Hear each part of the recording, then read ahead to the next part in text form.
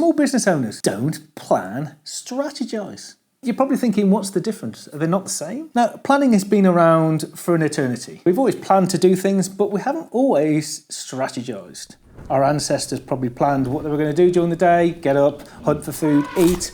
They probably didn't really put much of strategy involved in how they were going to achieve that. And so as society evolved, the need to have a strategy evolved as well. So things like war started to happen, and as our brains evolved, we developed imagination. We started to realise that things could be different from how they were. We could see how things could be different in the future.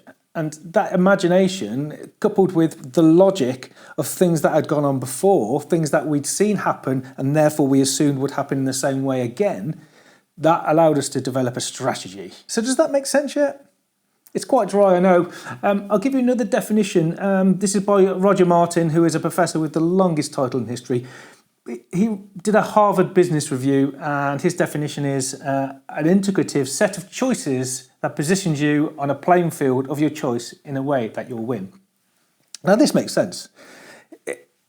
You're trying to set yourself up and your business up to win new business, to compete against your competitors. So I can see where he's coming from on this. It's a very interesting video. You should catch up with it and watch it. It's on the link below, really detailed. So I'm quite conflicted about this. How does strategy relate to small businesses? Well, small businesses often, they plan well, but they don't strategize well, because the strategy part is something that has risk involved. They generally end up with a plan of things that they want to do.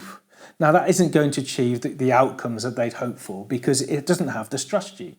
It doesn't have the thing that makes them different from their competitors. It doesn't have the thing that raises the awareness of their product or service in a different marketplace. It just delivers a tick in the box, a dopamine hit for the marketing team. So here's the nub of the problem. Small businesses are driven by financial needs.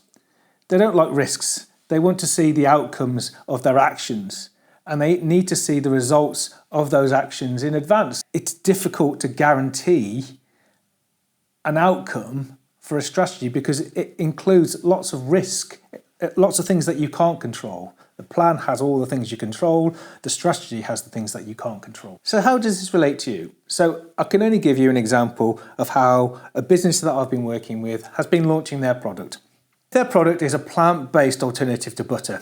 It's not quite solid like butter, it's not quite an oil, fits in the middle. Unique product. Now, their outcome is to sell as many products as they can, many items as they can, as many bottles of the product as possible. Now, to achieve this, the strategy is, how do we get in front of as many people as possible to educate them of the product, educate them as to what the product can do, how it can be used, and how do we reach that audience?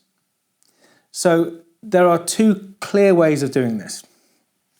And I suppose that's the strategy. The planning builds into the part where we start understanding how we deliver the outcomes. So we've looked at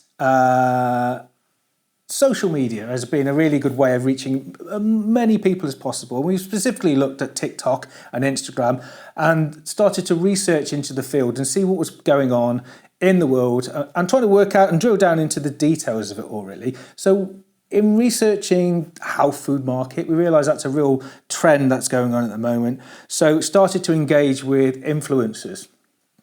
Now, this seemed to be a perfect way of reaching the audience.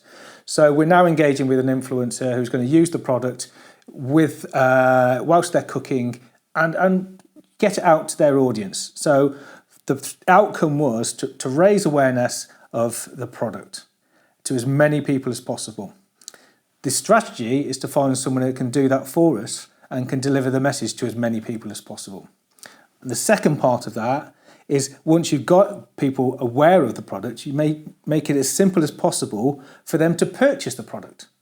So that's where we started to build on the idea of the social media and set up a TikTok shop so that the people who are watching the channel can then go directly and buy the product. So having an influencer on board really meant we could leverage their audience. The influencer has a wide audience of many people, and by getting them to use the product within a recipe that they're releasing means that anybody watching that channel, getting that information, is going to want to make that item and won't be able to do it without the product that we're selling.